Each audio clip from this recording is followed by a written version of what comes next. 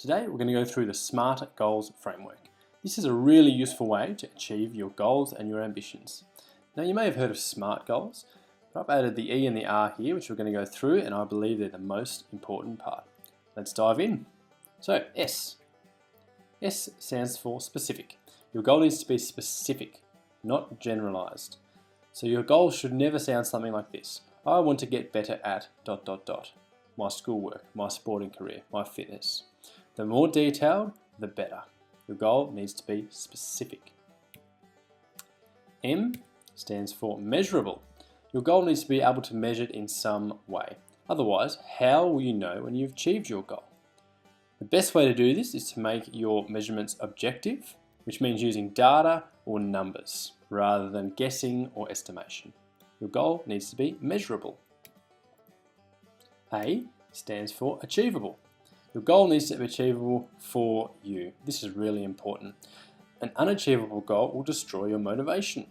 So think honestly about your own abilities and then go just beyond that when creating your goal. Because you want your goal to be challenging but not impossible. Next we have R. First R stands for relevant. Your goal should be relevant to your life somehow. So whether that be your school, fitness, sport, health, work, career, relationships, or something bigger than yourself, link your goal to this, make it more relevant, and you'll be more likely to achieve it. T stands for time bound. This is one of the most important parts of the SMART goal framework. Add a time limit to achieve your goal. This will make it more likely to happen.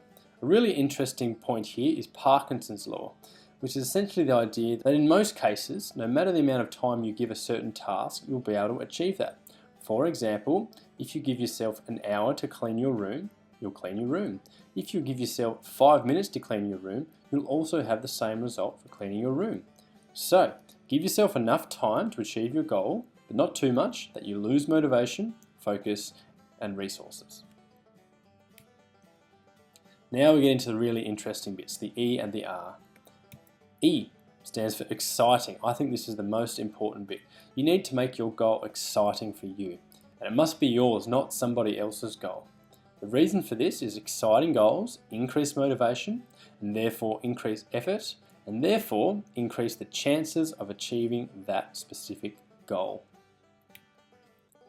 And the final R stands for rewarded. You need to reward yourself when you achieve your goal. So what will you give yourself? Make it something good, something that you really, really want. If possible, and this is a side note, organise for an external person such as a friend, parent, coach or teacher to present this award.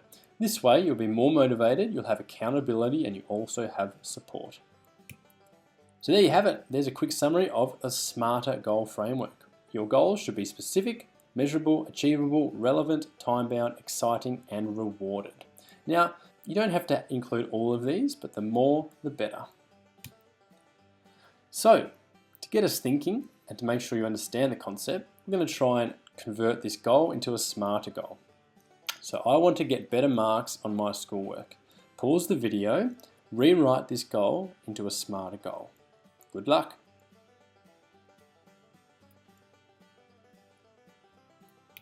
Okay, how did you go? Did it sound something like this?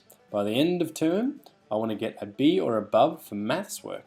I will celebrate by buying myself a block of chocolate. Let's have a look at this goal and see why it's better than the first one.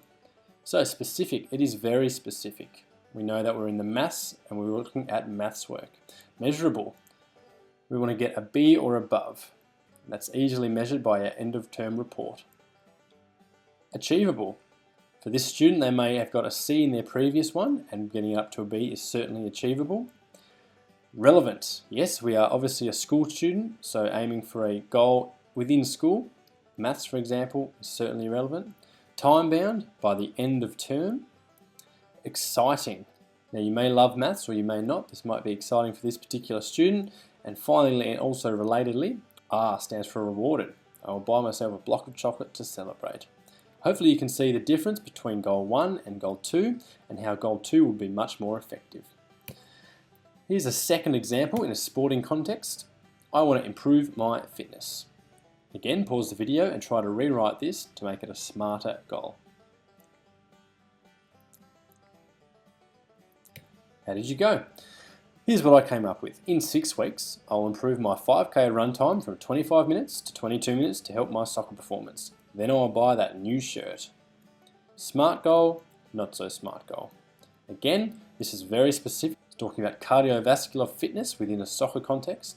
Measurable, certainly we can use time as a measure, 25 to 22. Achievable, again we're going from just 25 minutes to 22, so just losing 3 minutes in 6 weeks, which is certainly realistic and achievable.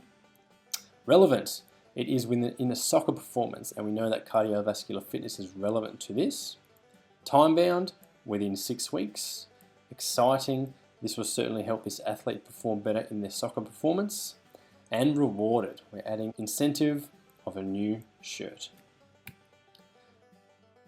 And there you have it, that is the SMART-E.R Goals Framework. Thanks very much for watching. Let me know if you have any comments or questions, and go ahead, make a goal and achieve that aim. See ya.